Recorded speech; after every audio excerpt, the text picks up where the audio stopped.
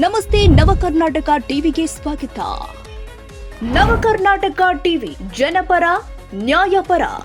ನೀವಿನ್ನ ನಮ್ಮ channel subscribe ಮಾಡಿಲ್ಲ ಅಂದ್ರೆ ಈ ಕೂಡಲೇ ಲೈಕ್ ಮಾಡಿ, ಶೇರ್ ಮಾಡಿ, ಸಬ್ಸ್ಕ್ರೈಬ್ ಮಾಡಿ, ತಪ್ಪದೆ ಬೆಲ್ ಐಕಾನ್ ಕ್ಲಿಕ್ ಮಾಡಿ.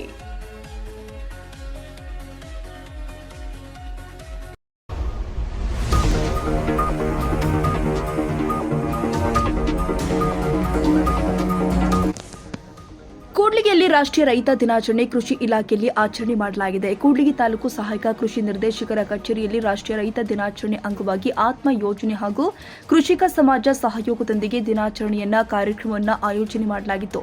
ನಂತರ ಮಾತನಾಡಿದ ಕೃಷಿ ನಿರ್ದೇಶಕರು ಆದ ತೇಜವರ್ಧನ್ ಮಾತನಾಡಿ, ನಮ್ಮ ಜೀವನದಲ್ಲಿ ರೈತರ ಕೊಡುಗೆಯನ್ನ ಗೌರವಿಸಲು ಮತ್ತು ಅಂಗೀಕರಿಸಲು ರಾಷ್ಟ್ರೀಯ ರೈತ ದಿನಾಚರಣೆ ಮಂತ್ರಿಯಾದ ಶ್ರೀ ಚೌಧರಿ ಶರಣ್ ಸಿಂಗ್ ಅವರ ಜನ್ಮ ದಿನಾಚರಣೆ ನೆನಪಿಗಾಗಿ ಈ ದಿನವನ್ನ ಆಚರಣೆ ಮಾಡಲಾಗಿದೆ ಅಂತ ಹೇಳಿದರು. ರೈತ ದೇಶದ ಬೆನ್ನೆಲುಬು.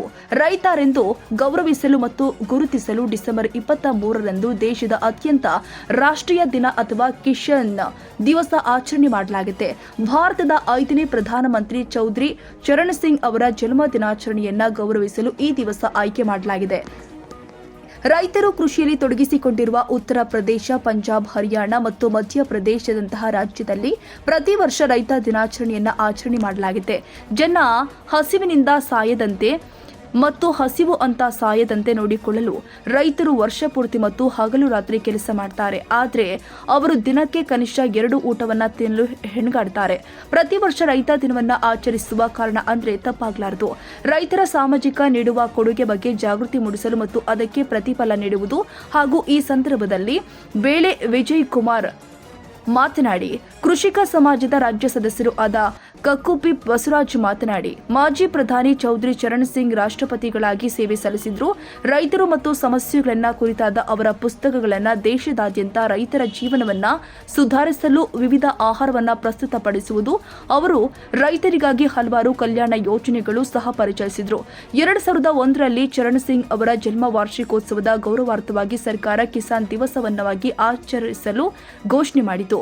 ಈ ಸಂದರ್ಭದಲ್ಲಿ ತೋಟಗಾರಿಕೆ ರೈತರು, ಸಾವಯವ ಕೃಷಿ ರೈತರು ಹಾಗೂ ವಿವಿಧ ಬೆಳೆಗಳ ಹೆಚ್ಚಿನ ಮಟ್ಟದಲ್ಲಿ ಬೆಳೆದು ಲಾಭ ತೆಗೆದ ಹಲವಾರು ಬೆಳೆದ ರೈತರಿಗೆ ವೇದಿಕೆಯಲ್ಲಿ ಸನ್ಮಾನ ಮಾಡಲಾಗಿದೆ. ಹಾಗೂ ಈ ಸಂದರ್ಭದಲ್ಲಿ ಕೃಷಿ ನಿರ್ದೇಶಕರು ಆದ ತೇಜವರ್ಧನ್, ಕೃಷಿ ಇಲಾಖೆ ಎಲ್ಲ ಅಧಿಕಾರಿಗಳು ಭಾಗಿಯಾಗಿದ್ದರು. ಹಾಗೂ ಕೃಷಿಕ ಸಮಾಜದ ಮುಖಂಡರು ಆದ ಬ್ಯಾಳೆ ವಿಜಯ್ ಕುಮಾರ್ ಹಾಗೂ ಕೃಷಿಕ ಸಮಾಜದ ಅಧ್ಯಕ್ಷರು ಮತ್ತು ಜಮ್ಮಣ್ಣ ಹಾಗೂ ಜಯಣ್ಣ, ಕರ್ನಾಟಕ ರಾಜ್ಯ ರೈತ ಸಂಘದ ನಂಜುಂಡಸ್ವಾಮಿ ಬಣ ಅಧ್ಯಕ್ಷರು ಆದ ಎನ್ ರಮೇಶ್ ಹಾಗೂ ಕಾರ್ಯದರ್ಶಿಯಾದ ಕೆ ತಿಪ್ಪೇಸ್ವಾಮಿ ಹಾಗೂ ಸಂಘದ ಎಲ್ಲ ಸದಸ್ಯರುಗಳು ಭಾಗಿಯಾಗಿದ್ದರು. ಮತ್ತು ಕರ್ನಾಟಕ ರಾಜ್ಯ ರೈತ ಸಂಘದ ಮಂಜುನಾಥ ಬಣ, ಜಿಲ್ಲಾ ಕಾರ್ಯದರ್ಶಿ ಬಣದ ಕೃಷ್ಣ ಎಂ ಹಾಗೂ ಸದಸ್ಯರು ಹಾಗೂ ಮಹಿಳೆಯರು ಭಾಗವಹಿಸಿದ್ರು.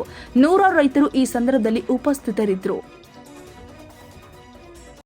ರೈತ ಬೆಳೆಯದೆ ಹೋದರೆ ಇಡೀ ದೇಶದಲ್ಲಿ ಪರಿಸ್ಥಿತಿ ಏನಾಗಬಹುದು? ಮುಂದೊಂದು ದಿನ ಈ ಕೃಷಿಗೆ ಎಲ್ಲೆಲ್ಲರೂ ಮಹತ್ವ ಬರ್ತಾ ಇದೆ.